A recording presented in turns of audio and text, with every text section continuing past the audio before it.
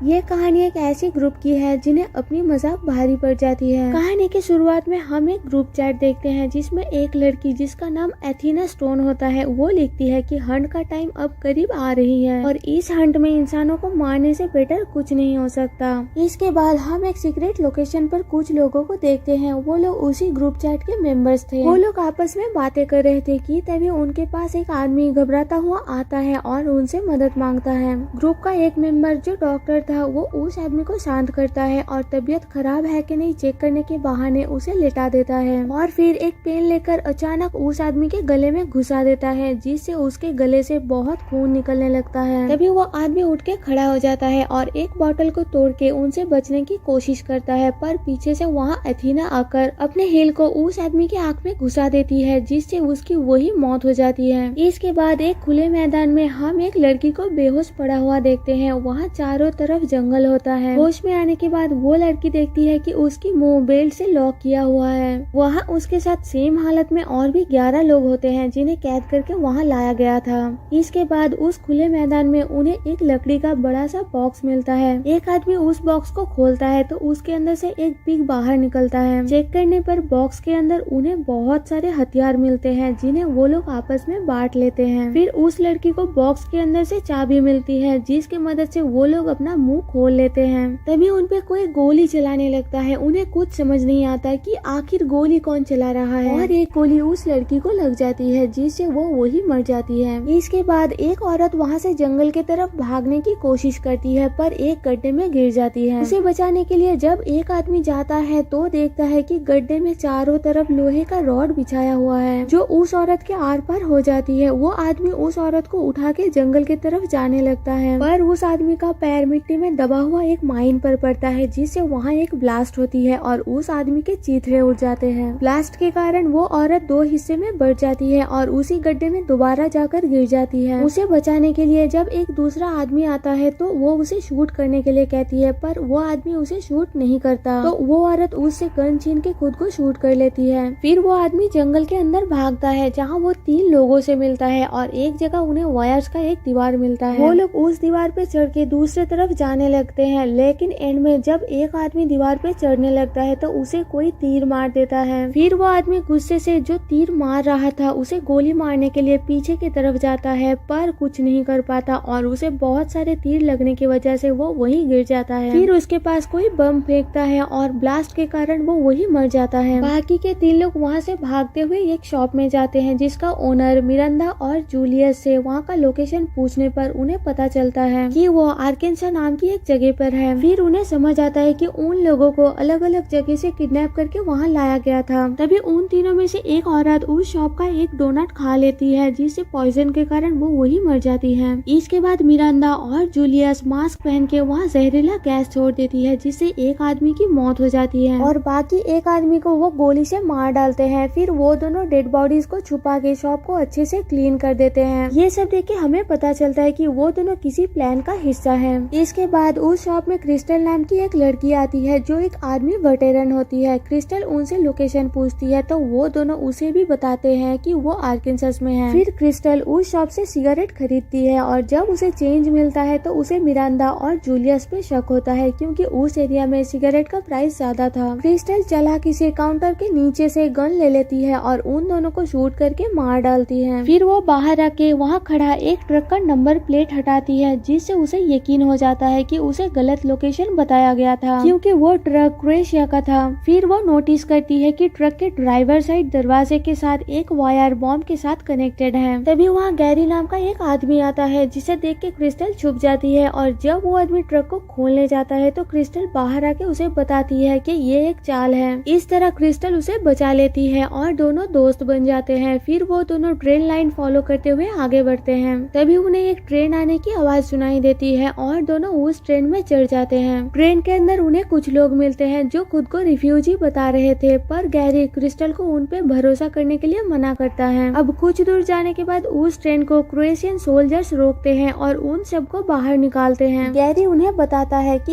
ये सारे refugee fake है, वो लोग उन्हें मारना चाहते हैं पर कोई उसकी बातों का भरोसा नहीं करता और वहाँ से चला जाता है। इसके बाद उन रिफ्यूजी में से माइक नाम का एक आदमी गैरी के पास आता है और उसे रिवील करता है कि वही अकेला उन हंटर्स लोगों के साथ मिला हुआ है जो उन लोगों को मार रहे हैं और बाकी के सारे रिफ्यूजी इनोसेंट है। साथ में ये भी बताता है कि वो सोल्जर्स असली है। माइक का बात सुन के गैरी बहुत गुस्सा हो जाता है और उस पे टूट पड़ता है। उस आदमी के बैग में से कुछ बॉम्ब गिरता है तो गैरी एक बॉम्ब उठा के उस आदमी के कपड़ों में घुसा देता है जिससे ब्लास्ट होकर माइक मारा जाता है। इसके बाद क्रिस्टल को एक रिफ्यूजी कैंप में ले जाया जाता है जहाँ वो डॉन नाम का एक आदमी से मिलता है जो उसके और गैरी के जैसा हंटर्स लोगों से भाग रहा था। फिर वहाँ यूएस एम्बेसी का ओलिवर नाम का एक आदमी आता है उन्हें एम्बेसी ले जाने के लिए। जाते टाइम रास्ते में ओलिवर उनसे पूछता है कि कुछ तो कारण होगा जिसके लिए तुम लोगों को हंट के लिए चुना गया है। ये सुन के क्रिस्टल को उस पे शक होता है और वो ओलिवर को लात मार के गाड़ी से फेंक देती है और कुचल के मार डालती है। ये देख के डॉन उस पे चिल्लाता है कि वो आदमी हमारी मदद कर सकता था, लेकिन क्रिस्टल बिना कोई जवाब दिए एक जगह गाड़ी रोकती है और गाड़ी का डिक्की खोलती है जिसमें गैरी का लाश देख के वो समझ जाते हैं कि वो आदमी भी हंटर्स के साथ मिला हुआ था। डिक्की में उन्हें एक बॉक्स मिलता है जिसमें ब्राइट मनी लिखा हुआ था और साथ में एक मैप भी था। ये देख के क्रिस्टल को सब समझ आ जाती है और वो डॉन को the jack rabbit and the box turtle जो the tortoise and the hare की एक वर्जन है उसका स्टोरी सुनाती है, जिसमें जैक रैबिट हारने के बाद बॉक्स टर्टल को मार देता है और वो हंटर्स उनके साथ वही गेम खेल रहे थे। डॉन क्रिस्टल को बताता है कि हमारे जैसे सारे लोग मर चुके हैं और अब हम बस दोनों ही बचे हैं। इसके बाद हम उसी खुले मैदान को देखते हैं जहाँ पर उन लोगों को रखा गया था और उसके साथ एक सीक्रेट लोकेशन में कुछ हंटर्स को देखते हैं जहाँ से वो हंटर्स गोली चला रहे थे। उधर डॉन और क्रिस्टल उस सीक्रेट लोकेशन तक पहुँच जाते हैं। डॉन को वहाँ वही पिग मिलता है और वो उसे हंटर्स के पास छोड़ देता है उन्हें डिस्ट्रैक्ट करने के लिए। फिर क्रिस्टल एक एक करके सब हंटर्स को मार डालती है, लेकिन उनका ट्रेनर डेल क्रिस्टल पर हमला कर देता है, पर क्रिस्टल उसे भी घायल कर देती है जिससे वो वही गिर जाता है। तभी रेडियो में से एथीना की आवाज आती है। वो डॉन को फंसाने के लिए बताती है कि डॉन क्या तुमने क्रिस्टल को मार दिया। ये सुन के क्रिस्टल को डॉन पे शक हो जाती है और वो डॉन की तरफ बंदूक तान देती है। डॉन उसे समझाने की बहुत कोशिश करता है कि उसे फंसाया जा रहा है, पर क्रिस्टल उस पर भरोसा नहीं करती और उसे मार डालती है। इसके बाद वो ट्रेनर डेल से एथीना की लोकेशन पूछती है और लोकेशन जानने के बाद वो उसे भी मार डालती है। इसके बाद सीन शिफ्ट होती है और फ्लैशबैक में हमें 1 साल पहले का सीन दिखाया जाता है कि वो लोग हंटर्स क्यों बने और वो लोग ऐसा क्यों कर रहे थे।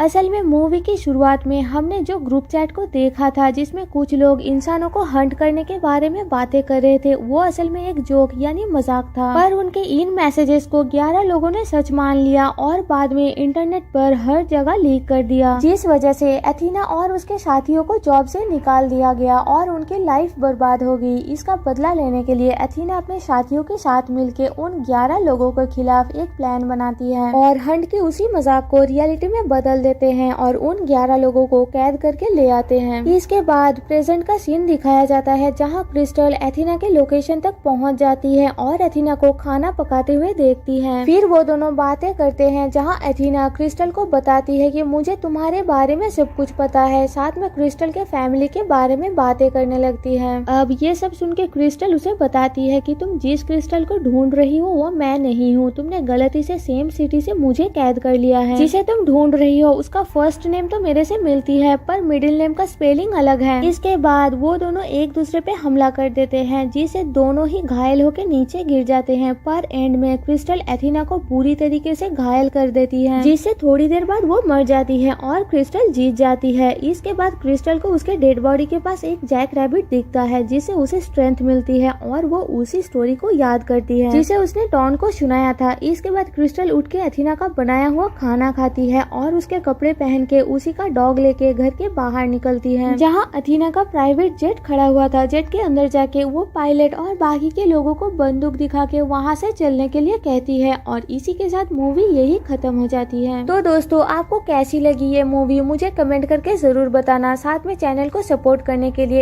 एक सब्सक्राइब और वीडियो को लाइक कर देना। मिलते हैं आपसे मेरे नेक्स्ट वीडियो में, तब तक के लिए बाय बाय।